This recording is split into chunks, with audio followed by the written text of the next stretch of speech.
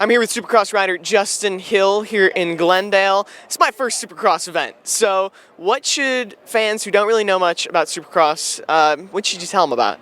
Well, I would tell them first and foremost, there's lots of fireworks and neat stuff going on. But you know what? Honestly, it's the racing intensity. Like you know, look for these guys that be making contact, even though we don't like it. The fans like it. Yeah, I'd be telling them that you know it's a battle of attrition. It's a war. So it's just it's like the gladiators in the you know the big arenas. It's a lot like that, but just with more noise and combustion engines and things like that. You mentioned it's like a war, and during a race it gets super aggressive, but endurance also plays a huge factor in it. How do you last a whole main event and the heat races that come before it?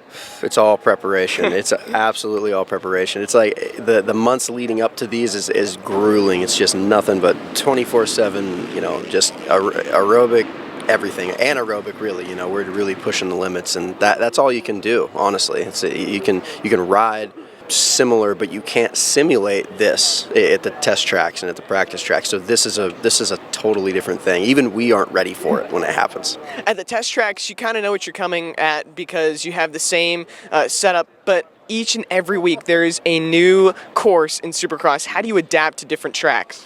Well, that's the preparation also. Like when you go to a new track, you really have to work on figuring it out quickly, and that translates to here. So if you're at your practice track and you have it dialed, like you're saying, you've done 1,000 laps, you're not really gaining that. So we try to kind of bounce around as many times as we can, new tracks, and learn them right away. And then that's the only way we can combat that, really. I think some people don't realize that Supercross is a huge team sport, and it takes a lot of collaboration.